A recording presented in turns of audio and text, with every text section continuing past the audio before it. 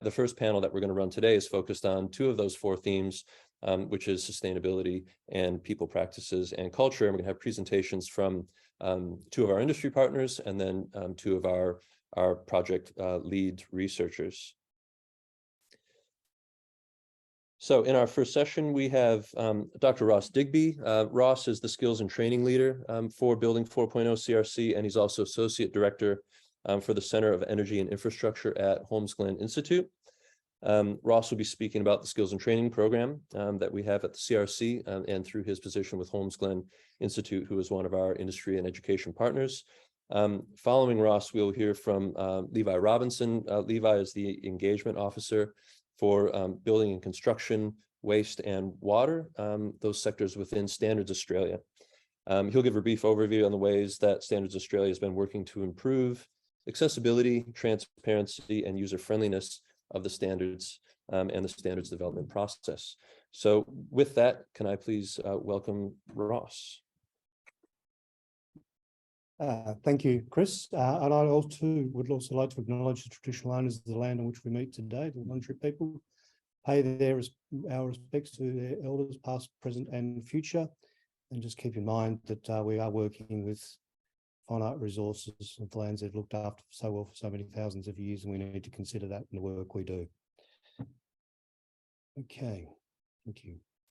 What I'd like to very briefly talk to you about is going from research to reality.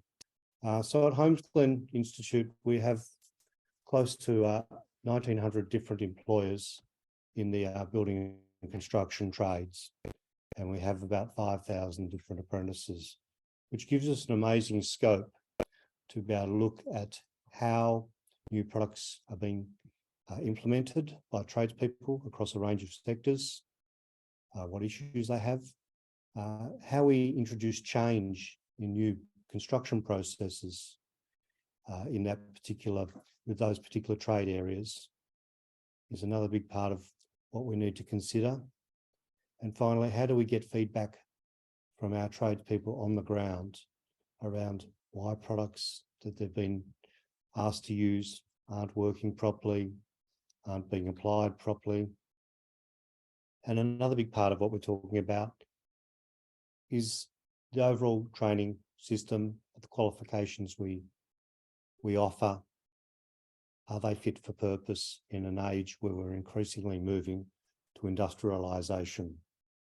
So we're moving from using materials that have all been designed to be picked up by someone's hand, be it a stick of timber, be it a brick, be it a piece of scaffolding, all designed to be picked up by a hand, to now starting to think about what can we move around with cranes, what we can use the robotics to do. Those tradespeople we have are still going to have a critical role to play. So again, in that change process, we need to be able to understand how we can implement that change and make those changes take place in a manner where they don't feel threatened, which of course is going to lead to industrial disputes taking place, etc. If they feel like the job's going to be going, and moving them forward into the new industrial age. So at the top of the tree, we've got there our PhD students doing the research. We also have our master's students who are getting involved in that research and participating in the research projects. We need to be able to, through the CRC, give them access to workers, tradespeople on the ground, so that they can get some really deep and rich research, not only from the big companies, but also talk to that sole trader who operates out of the back of his ute, usually the dog or the apprentices in the back of the ute, depending on what the day has been. So we need to be able to talk to everyone and get them involved in this process. So through our programs we offer, we're able to provide that link in the process along the way. Of course, change focus, there could be a myriad of different areas that we're looking at. But at the moment, we're really focusing on the three key areas of how we can integrate new learning technologies into how we train our tradespeople for the future. And that also has a secondary impact of getting them more used and better able to cope with new technologies as they get introduced in the workplace as well. So we've got working a training system where they've being exposed and utilising and learning how to use new technologies, that builds things substantially. Prefabrication, so how do we best train and how do we best train our workers to undertake prefabrication? Is it by trade or is it by type of prefabrication? And finally, work health and safety. Everything we do, we need to look at having our workers get home at the end of the day. So it then comes to quite a complex web where we're starting off with our research taking place and how that research is gathering information from the ground and then bringing that back through to look at how workers utilise and adopt new technologies, new business processes, new production processes, new materials, and how they best do that, and then putting that back through in terms of the way that can then be introduced, how we can influence through deep, rich and hard research what training we should be doing, what qualifications we should be issuing, rather than just having someone who's got a barrow to push and pushing it through the system as happens at the moment. Often it's the loudest voice in the room that dominates what training takes place, but that's a story for another day. So there's a lot to go on in this space, but this gives you an opportunity, working with the CRC in the circular model, to be able to build and put products out there which are accepted and taken on board by workers and have great outcomes and increased productivity. Thank you.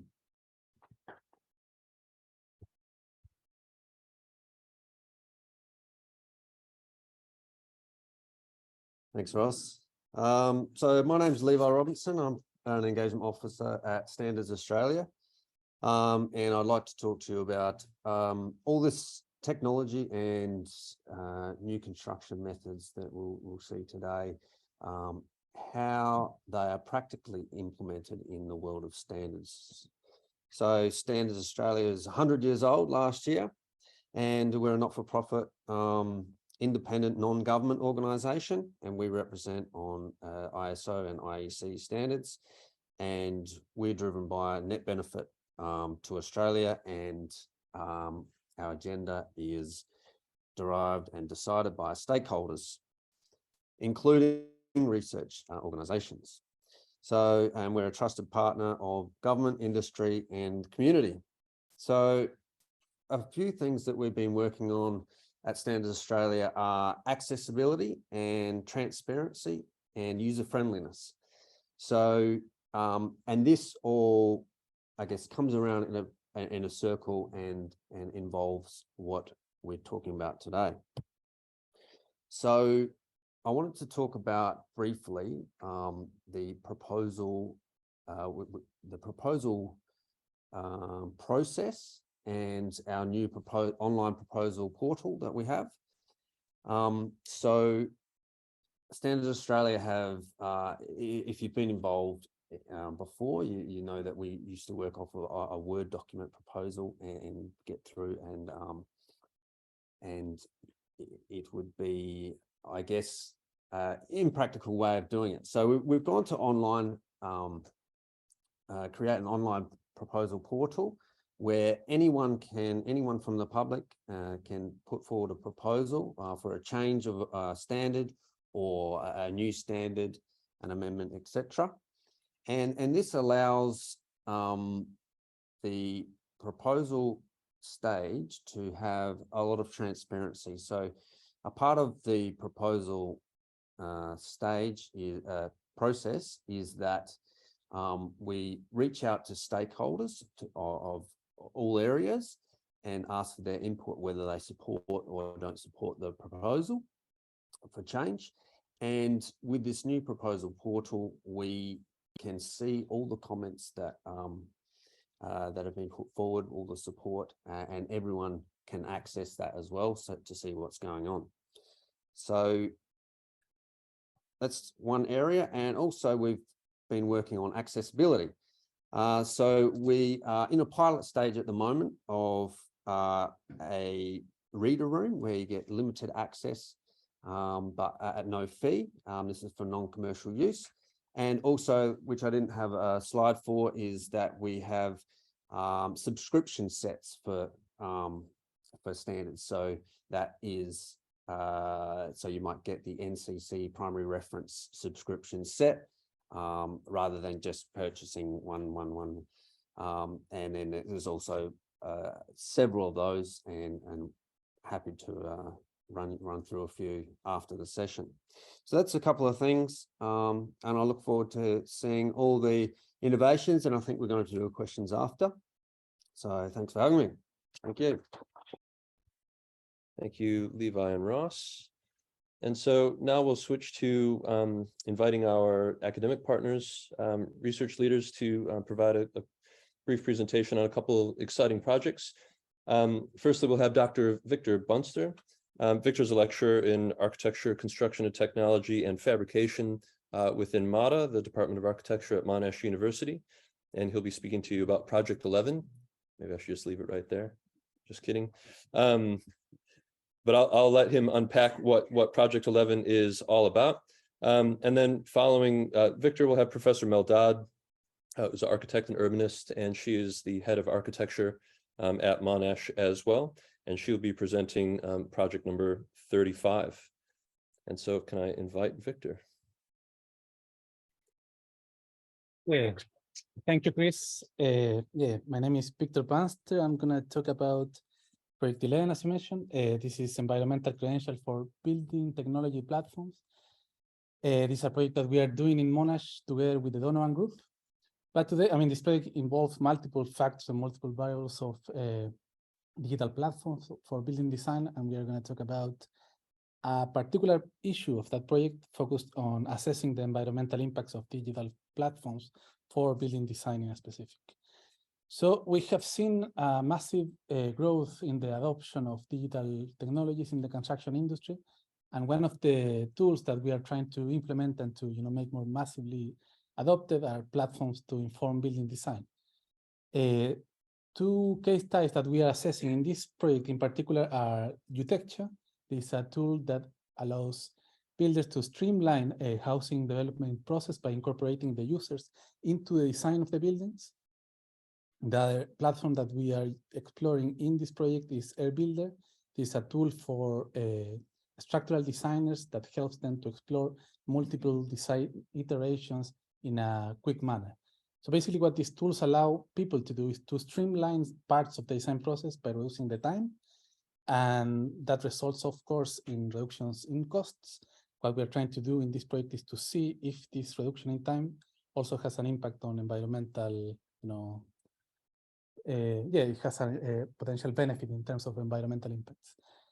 However, one of the key issues that we're trying to explore here is that, if we look at the problem from a one-dimensional perspective, it's really clear where the benefits are. We're reducing the time, for the design process. But there are a number of issues related to the actual implementation of digital platforms that are in the background, and these are mainly, what they are called as the known unknowns of information and communication technologies, or second-order effects. We can reduce time, but we are also incrementing the use of computational power, and this widespread, availability of tools also drives, the demand, and that can have potential negative impacts on the environment. So we are trying to explore this in this project.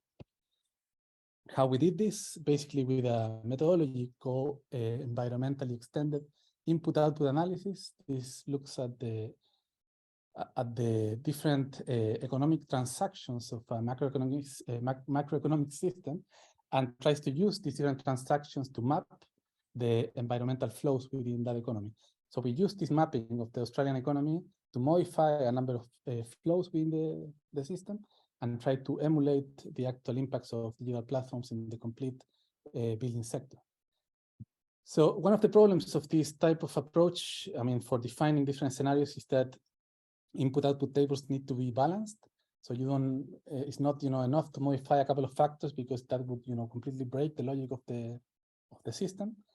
And what we did to balance the actual tables was to use a technique called iterative proportional fitting that basically makes, the whole structure balanced. but we also use this technique to kind of emulate the potential second order effects that digital technologies would have in the complete macroeconomic system as an attempt to map some of these potential, hidden effects of digital technologies. So these are some results of the analysis. On the left, a really preliminary result looking at massive changes in terms of, computational power needed to run these platforms, and also in parallel, reduction in the basic manual labor involved in the design of the building. So I'm talking about sketching or things like that. And as you can see here on the left, there are parts of this mapping that were really interesting. We could see that, for example, after a certain threshold, the environmental impacts went down massively, and that was kind of unexpected. What is that happening in our mapping? Not really sure. We moved from this initial analysis, really macro and really with high impacts, to a more constrained analysis on the right, where we looked at potential increases of the need for computational power in a constrained manner, and a reduction of the labor's repetitive tasks in the practices to develop the buildings. And the key outcome, I guess, of this particular chart, the one on the right, is that increasing computational power, of course, has environmental impacts, but is significantly lower than the potential benefits of automating repetitive tasks in the design process. These are the results of our specific case study platforms. AirBuilder, as I mentioned before, this is a platform to streamline structural design. And after finding a potential scenario that would fit the maximum market share that this platform could reach, and also incorporating what is called the automatability scores of different practices within architecture. So basically what skills can be automated. These are the numbers that we got. So it's basically 0.1 megatons of CO2 equivalent for the complete Australian sector. So it's not only for warehouse building in that case, but for the complete economic sector.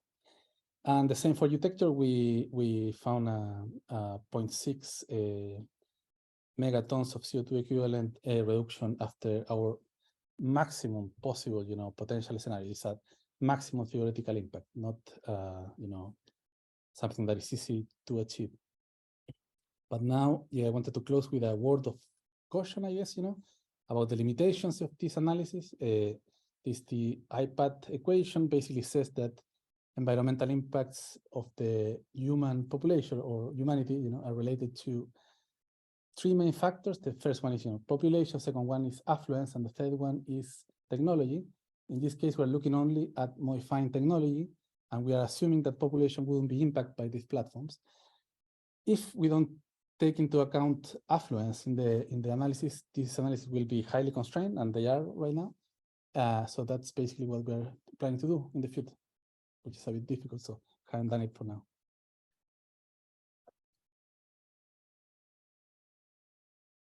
Thanks very much. I'm going to be talking about number 35. Try and be as quick as I can. So this project, I guess, goes to some of the questions of impact in a totally, systemic way. It's a very broad project, and in that way, perhaps it's a good sort of moment to understand how impact might, I don't think we've made any impact yet, but to give clues about how impact might be there. And that's because it's a project looking at the space of disaster and responses to disaster. And so that's a sort of societal level of impact. So the study was about investigating the potential for prefab and advanced manufacture to be an alternative for short-term and long-term housing. And so we really, I'm going to tell you a quick story of the project, but quick enough to hopefully make some couple of points. We looked on very broad ideas of reviewing the sort of broad system of how the bushfire affected housing might work, and we came out with some complexities, barriers, principles and approaches, and a design template response. Some of those first stages were about looking at what already is available in this market, so the BRV unit, the Minderoo Foundation unit, And we also looked, those are short-term or sort of not quite emergency, but short-term housing. We then looked at long-term housing models, again, prefabricated and bushfire resistant, including some which had actually burnt down and well, sort of not quite burnt down. So we did all of that. We also did some work on transport, logistics and assembly. So again, looking around the area, looking at how remote locations and regional locations of bushfire and disaster affect the ability to have these solutions effectively working, and also regulatory frameworks, obviously. So the BAL rating system and the sort of ways that planning and other regulatory structures affect that. Maybe the biggest thing that we looked at was then the human dimension of what bushfire is. And this is where the sort of insights, I think, really form. This picture is really just presenting that the recovery period is years long. It's not easy. You don't just put up a new house short term and then swap it for a long-term house. And this idea of short-term to long-term was really where the project tried to work. So what we did was look at this through a diagram approach.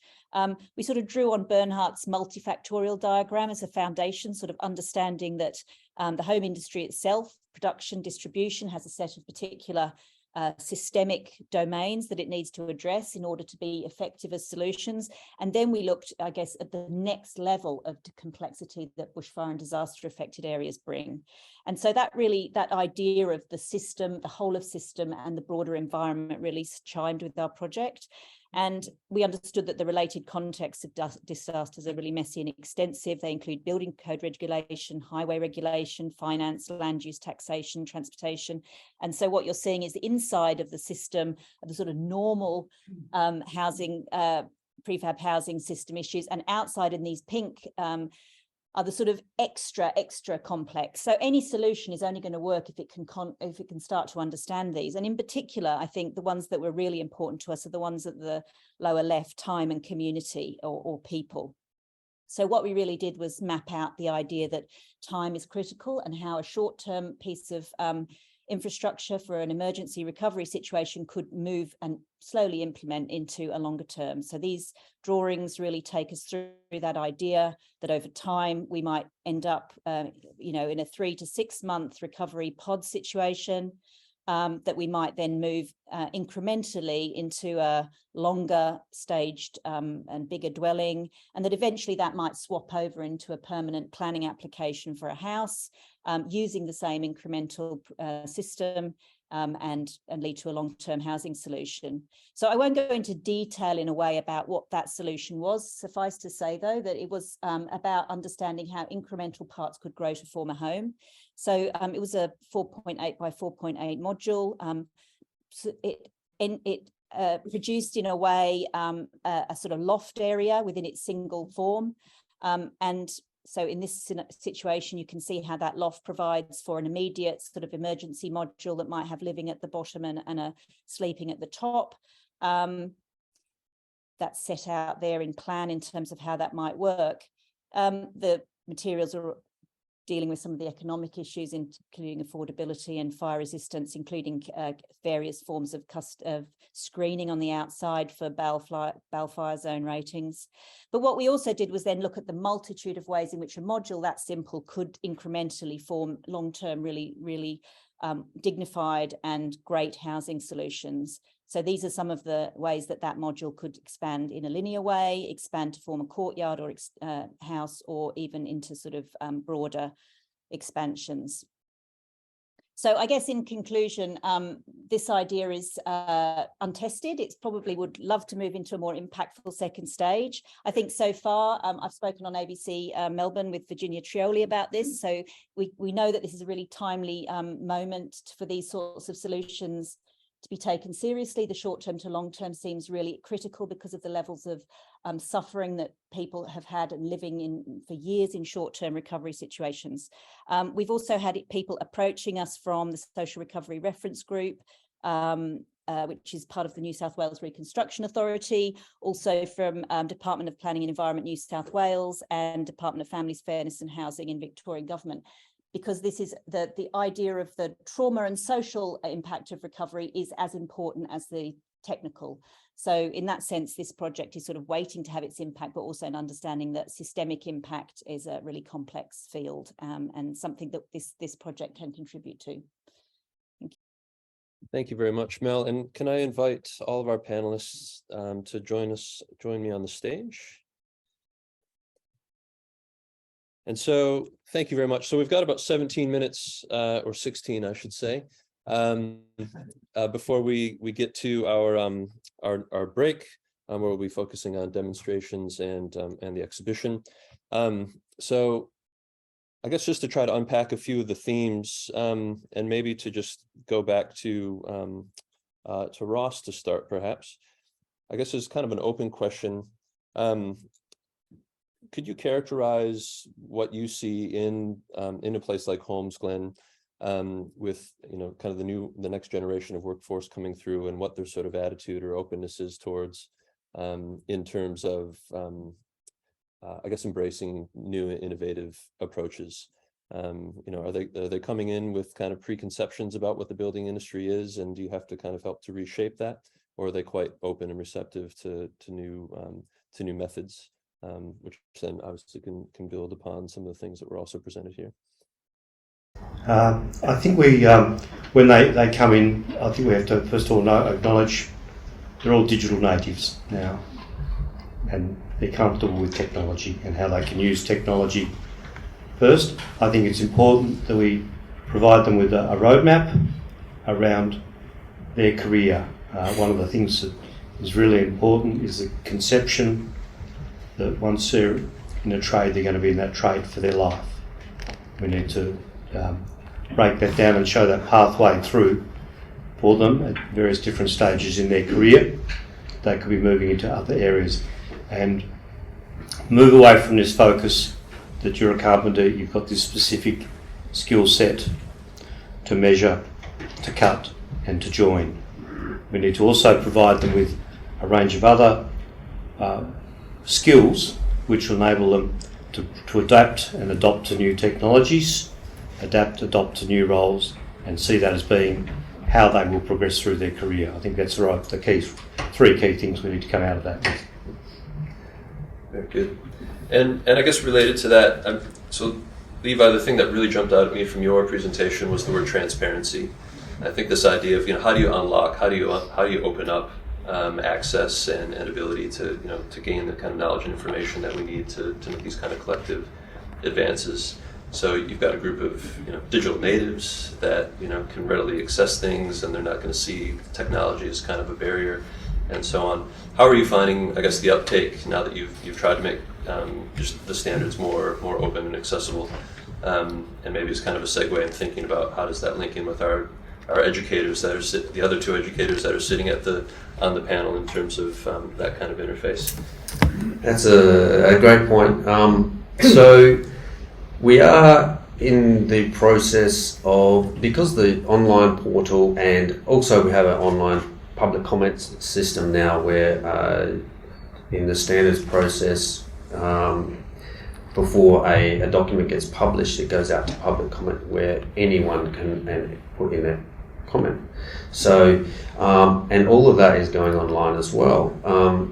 I guess the issue that sometimes we're facing, construction has been around for a long time. We've been in our ways for a long time, and a move to more digital aspects of the industry it goes well with the younger generation. With the older generation, they are very willing and they understand why we're doing this, and it's just the getting them on board and getting them trained on how to utilize our systems. And also I'd like to add that they're not perfect, because all of this is new to us and we're implementing these things at quite a rapid rate, that there's a lot of teething issues. So, and we always welcome feedback, and we're getting a lot of feedback. So. Very good. I guess related to that, maybe passing to Victor. I mean, if your project introduces generally the idea that, you know, the industry is going to move towards digital platforms as a way of, you know, that becomes the new business as usual. I mean, you did mention some, you know, analog pencil sketching and things like that. But if we imagine that, yeah, there is this kind of move towards, you know, much more pervasive, you know, use of digital technologies to not only, I guess, design and procure buildings, but, you know, the kind of the ecosystem that we've kind of referred to generally in this group imagines a kind of a digital connectivity. I guess within that, yeah, maybe could you just comment on, I guess, what you see, like what are those trade-offs between, you know, going full digital versus the kind of environmental impact that you just mentioned? Sure, yeah, thanks for the question. I think one of the interesting aspects of the project when we were trying to basically map what could be automated, you know, from the actual design process and what cannot be automated was this identification of this automatability. I mean, the word is really difficult to me, but the automation scores for different skills or for different practices in the building industry, and that basically told us that skills that are highly repetitive, like sketching and, you know, I don't know, printing and getting all the drawings that you need for a permit, are really easy to automate. But the core skills, you know, related to the actual design of the building are things that cannot be replaced. So I think if we're moving into a more digital space where design is going to be driven by these, you know, new opportunities, and, you know, going to have access to multiple aspects of the, for example, of the physical performance of the building. If you're going to be designing with structural performance and environmental performance and logistics and all of these things in your table, you can take them into account, and you can focus on basically reducing the time of those operations. But I think if we go back to skilling and to the actual educational process, I think it should be focused on this kind of, you know, core skills in design that can be, of course, in architecture, or can be in engineering, or any discipline. But we should focus on those and then I would try to leave the computers for the rest of the equation. Yeah. Very good. And I guess, Mel, a question for you might be about, so the work that you described is through the lens of a prefabricated sort of kit. And I guess when we think about prefabrication kits, we start to think about automation and so on. But I would also kind of, you know, perceive that work to be, again, it's derived from really kind of understanding the kind of the human dimension, the community, the time, you know, the sort of other, I guess maybe more qualitative aspects. I mean, from your point of view, do you, I guess, what are the either concerns or opportunities that you might see in, let's say, a spirited move towards digitalization, and sort of what gets left behind, in the sense that, you know, prefabrication maybe isn't the, you know, there's casualties in that holy grail as well in terms of design process. Yeah, I mean, I think that was the sort of learning of the project in a way, was it was a project that was holistically looking at a really wicked challenge, but putting a sort of particularly industrialised form of construction through it to understand what it missed out. And I guess the solutions are not, it doesn't exclude these solutions at all. In fact, they are advantageous in the way that it might be understood as incrementally working over time actually works quite well, in the same way that self-building or adding on extensions works quite well for people. So I guess the point is to always allow space within a project to understand the sort of broader social dimensions. So that diagram was really about that sort of understanding there's a system within, you know, the sort of technological system of prefabrication, and then there's these wider complexities that need to be accommodated. I think the team was, you know, a mixture of engineers and architects, and it was a really good team to sort of do this socio-technical stretch across the domains, from sort of human-centred design, understanding recovery and social trauma through the bushfire and other disaster processes, very timely, happening at the same time as the project, including flooding, versus alongside that the sort of technical constraints and ways to deliver projects really fast that would address some of those challenges which were causing even more trauma, the sort of sitting within a BRV building for 2.5 years knowing that your planning application wasn't going to come through, and so on. So I think it's perfectly accommodating if one understands these sorts of broad teams and working within those broader domains. Very good. So what we need Ross's students to build some prefab stuff, learn how to do it. We need the digital platform to help kind of organize it and tie it all together. We need Standards Australia to come in and help with specifying and putting parameters around it, and the design thinking. Yeah, there's a great lighthouse project here. Yeah, I'm looking moving at it to right the next now. stage of Project 35 and doing it as a a sectoral education project. Yep, definitely. Other questions from the audience? We've got about 5 or so minutes before we're going to go to our break. Yes. I'll grab a microphone. Yeah.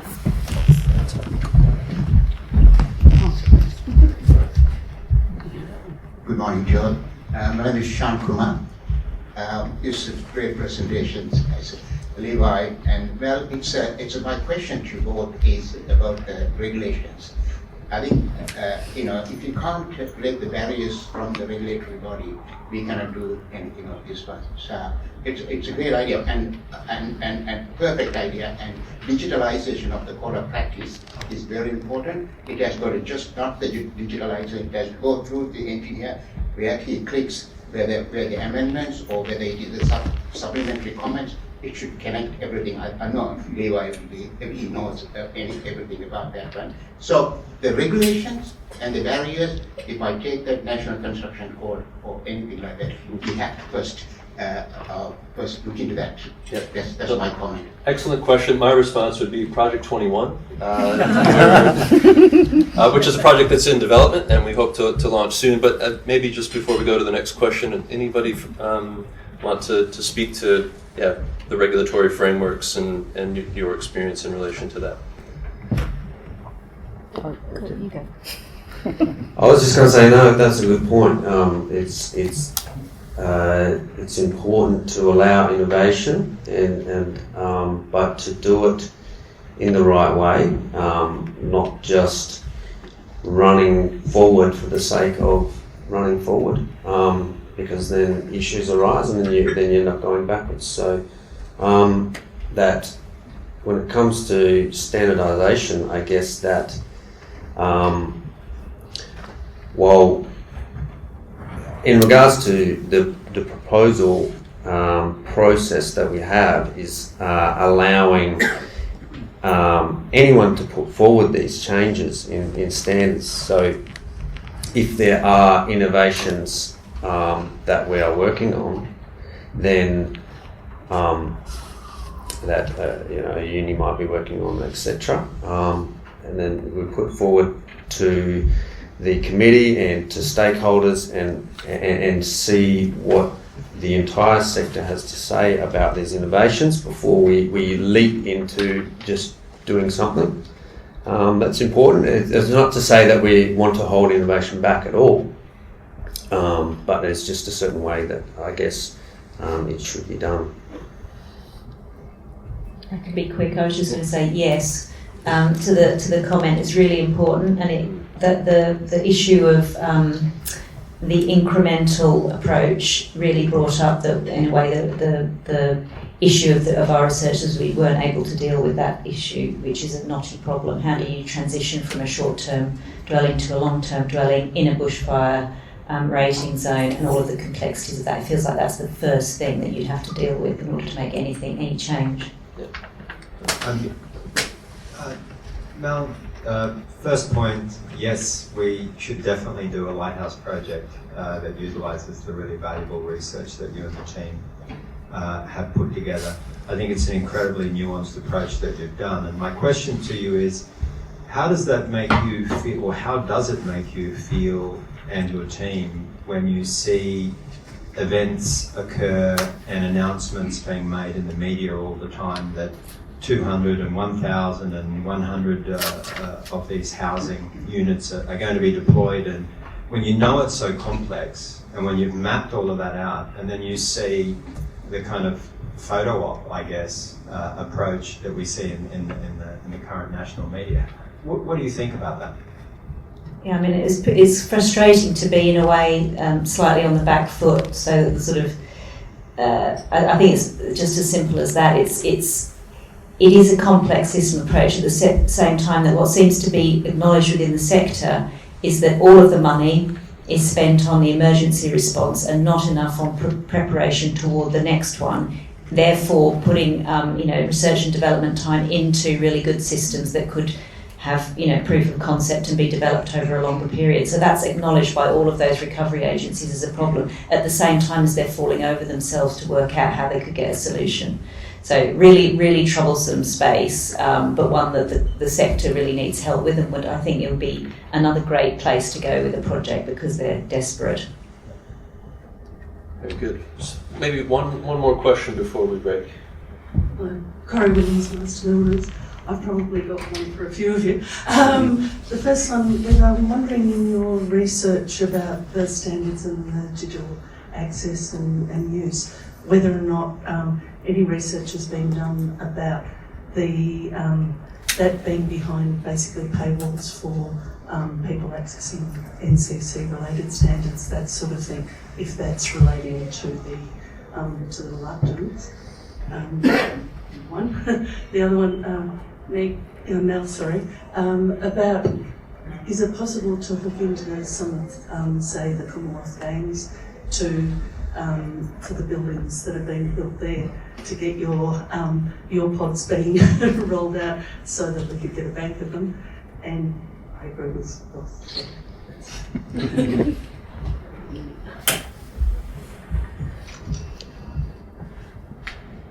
Yeah. So with the access, we're working with organisations like yourself to come up with the best methods to,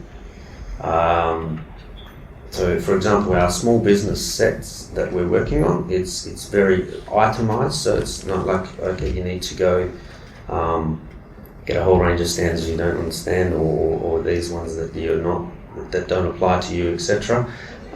And creating a business model around those to work with specific types. So you've got the NCC one, which is quite large, obviously, and then you can narrow it down into concrete, the concrete related standards like AS 3600, AS 3850.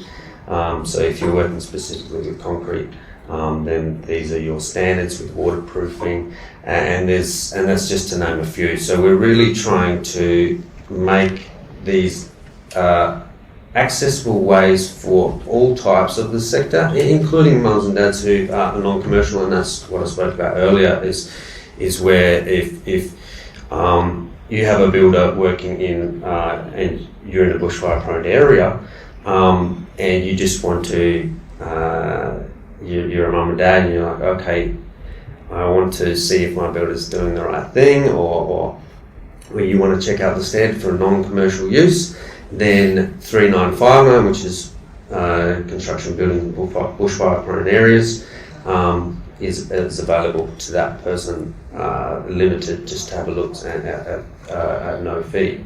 So we're trying to work out the best ways of all aspects of our sector, including the very end user, to be able to access standards.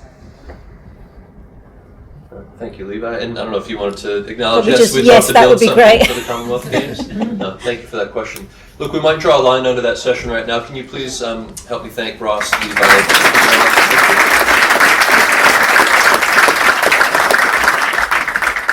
So thank you very much. We are going to move into the lunch session. In about a half an hour from now, there will be an announcement that will just kick off some of our demonstrations.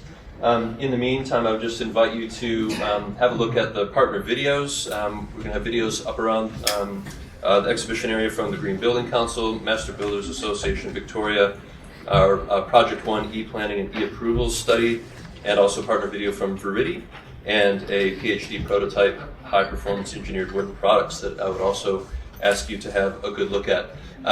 We will see you all shortly, and we'll come back in about an hour and a half for our next panel session.